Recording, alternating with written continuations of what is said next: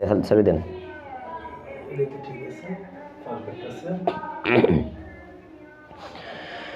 আসসালামু আলাইকুম ওয়া রাহমাতুল্লাহি ওয়া বারাকাতুহু। ইন্নাল হামদুলিল্লাহ ওয়াস সালাতু ওয়াস সালামু আলা রাসূলিল্লাহ, আম্মা বাদ। সম্মানিত দিনী ভাই বোনেরা, অনেকেই আমাদের কাছে জানতে চেয়েছেন, বিশেষ করে অনেক মা বোনেরা আমাদের কাছে জানতে চেয়েছেন যে শবে বরাতের দিনে আমরা কি করব, এই ব্যাপারে আমাদের কি করণীয় আর কি বর্জনীয়। ছোট্ট আকার আমি মা বোনদের উদ্দেশ্যে বলবো, রাসূল করিম সাল্লাল্লাহু আলাইহি ওয়াসাল্লামের হাদিসগুলো যদি আমরা পর্যালোচনা করি,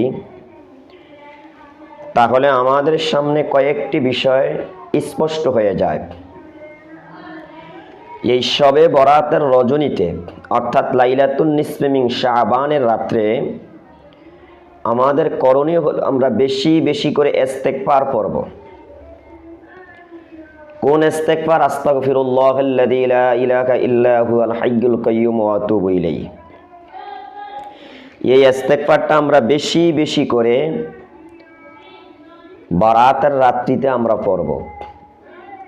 দ্বিতীয় নম্বরে, এই রাত্রিতে আমরা আল্লাহর কাছে আমাদের জীবনের গুনাহ ক্ষমা চাইব। অতীত জীবনে আমরা যে গুনাহ করেছি, অন্যায় করেছি, অপরাধ করেছি, নাফরমানি করেছি, সেগুলোর জন্য আমরা আল্লাহ তাআলার নিকটে তওবা করব। তওবা করার জন্য মা বোনেরা চারটা জিনিস খেয়াল রাখবেন। এক নম্বরে, অতীতে যে গুনাহ করেছেন সেই গুনাহ ছেড়ে দিতে হবে। ভবিষ্যতে এই গুনাহটা করব না বলে আল্লাহর সাথে পাক্কা ওয়াদা করতে হবে। তৃতীয় নম্বরে, এই গুনার জন্য মরণ পর্যন্ত আল্লাহর কাছে ক্ষমা চাইতে হবে, কান্নাকাটি রোনাজারি করতে হবে, অনুতপ্ত অনুশোচনা হতে হবে। চার নম্বরে, মা বোনেরা যদি কারো হক কখনো কোনো সময় নষ্ট করে থাকেন, সেই হক তাকে ফিরিয়ে দিতে হবে। এই চার জিনিসের নাম হলো তওবা।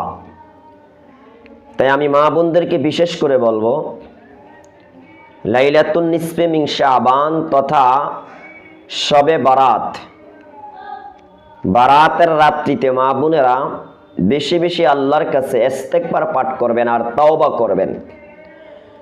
অতীত জীবনে পর্দা করেন নাই, এই রাত্রিতে আল্লাহ তাআলার কাছে খাটি দিলে তওবা করবেন যে আল্লাহ, আমি অতীতে পর্দা করি না, এখন থেকে পর্দা করব, ভবিষ্যতে আর পর্দা লঙ্ঘন করব না। অতীত জীবনে যে আমি বেপরদাই হয়ে চলেছি, সেটার জন্য মরণ পর্যন্ত আল্লাহর কাছে ক্ষমা চাইতে হবে যে আল্লাহ, আপনি আমার অতীত জীবনে যে আমি বেপরদা হয়ে চলেছি, গুনাহ করেছি, আমি আমার শরীরের রূপ সৌন্দর্য মানুষকে দেখাইছি, বেগানা পুরুষের সামনে গিয়েছি, বেগানা পুরুষের সাথে কথা বলেছি, আমি বেগানা পুরুষদেরকে দেখেছি, আল্লাহ আপনি আমাকে ক্ষমা করে দেন। মরণ পর্যন্ত এটার জন্য আল্লাহর কাছে ক্ষমা চাইতে হবে। চতুর্থ নম্বরে, যদি কারো হক নষ্ট করে থাকেন মা বোনেরা, সে হক ফিরিয়ে দিতে হবে। আর একটা আমল হলো, লাইলাতুন নিসফে মিন শাবান তথা বরাতের রাত্রিতে আমরা আল্লাহর কাছে আমাদের জন্য পর্যাপ্ত পরিমাণে রিজিক চাইব। কেননা জয়ীফ একটি হাদিসের মধ্যে আসছে, রাসূল করিম সাল্লাল্লাহু আলাইহি ওয়াসাল্লাম বলেছেন, যেদিন লাইলাতুন নিসফে মিন শাবান শুরু হয়, অর্থাৎ শাবান মাসের 14 তারিখ দিবাগত রাত্রি যেদিন আসে, সেই রাত্রির মাগরিবের পর থেকে অর্থাৎ সূর্যাস্তের পর থেকে শবে সাদিক পর্যন্ত আল্লাহ তাআলা দুনিয়ার আসমানে চলে আসেন। এসে আল্লাহ তাআলা বলতে থাকেন, এমন কে আছে আমার কাছে তার জীবনের গুনার জন্য ক্ষমা চাইবে, খাটি দিলে তওবা করবে, আমি আল্লাহ তার জীবনের গুনাহ মাফ করে দিব। এমন কে আছে যে তার রিজিকের অভাব, রিজিকের প্রয়োজন, অর্থের প্রয়োজন, টাকা অর্থ সম্পদের প্রয়োজন, আমি আল্লাহর কাছে চাইবে, আমি আল্লাহ তার রিজিকের অভাব দূর করে দিব।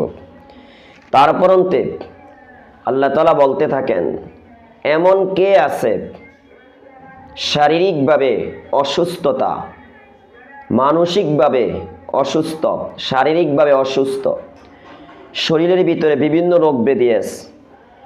আল্লাহ তাআলার নবী বলেন, যদি ওই বারাতের রাত্রিতে, শবে বারাতের রাত্রিতে কোনো বান্দা বান্দি যদি আল্লাহর কাছে কায়েমন বাক্যে দোয়া করতে পারে, আল্লাহ তাআলার কাছে যদি সাহায্য চাইতে পারে, আল্লাহ তাআলার কাছে যদি আফিয়ত চাইতে পারে, সুস্থতা চাইতে পারে, আল্লাহ তাআলা ওই বান্দাবান্দিকে সুস্থতা দান করবেন।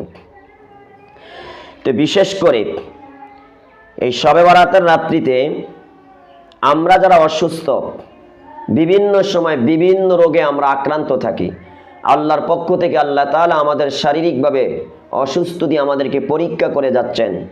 মানসিকভাবে অনেকে অসুস্থ আছি, শারীরিকভাবে অসুস্থ আছি, বিভিন্ন রোগ ব্যাধিতে আমরা যারা আক্রান্ত আছি।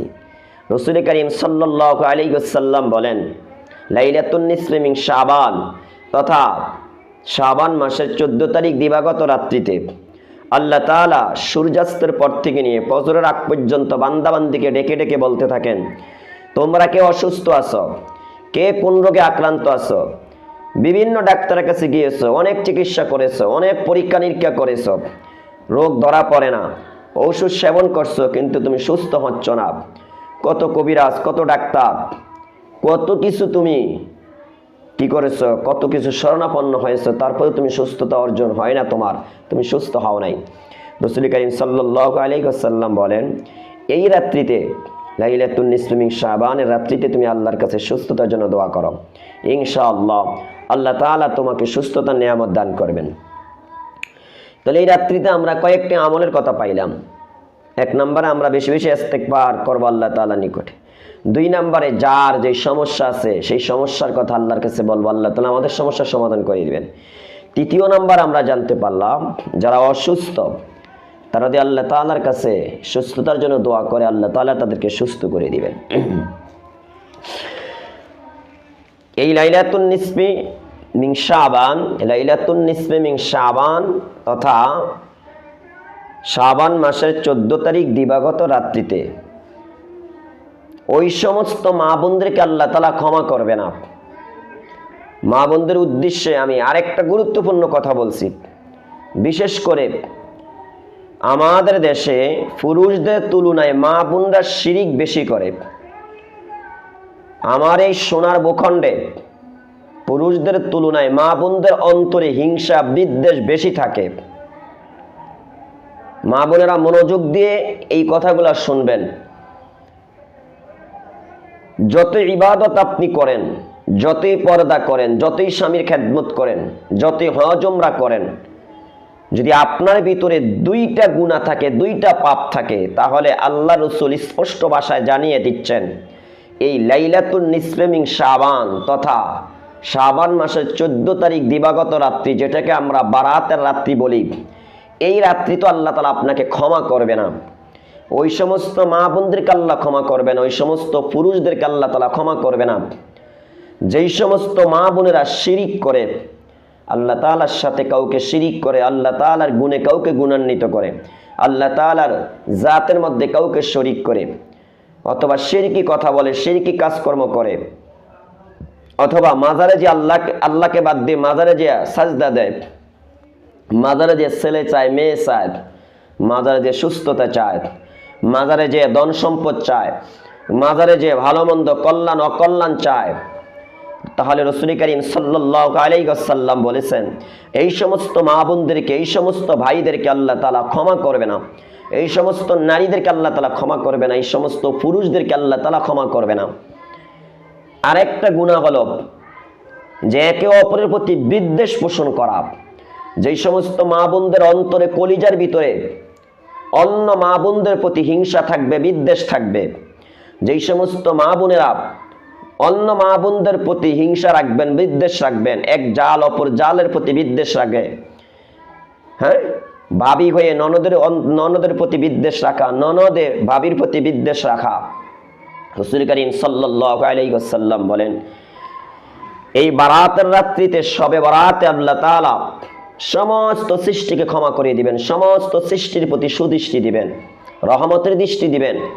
কিন্তু যেই সমস্ত মা বোনেরা শিরকি কাজকর্ম করে, শিরকি আকীদা লালন করে, শিরকি কথাবার্তা বলে, আল্লাহকে বাদ দিয়ে অন্যকে সাজদা দেয়, অথবা নিজের ঘর বাড়িতে আল্লাহকে সাজদা দেয়, মাজারে সাজদা দেয়, জীবিত কিংবা মৃত পীরকে সাজদা দেয়, রসুল করিম সাল্লাল্লাহু আলাইহি ওয়াসাল্লাম বলেছেন, ওই সমস্ত মা বোনদেরকে আল্লাহ তাআলা ক্ষমা করবে না, ওই সমস্ত পুরুষদেরকে আল্লাহ তাআলা ক্ষমা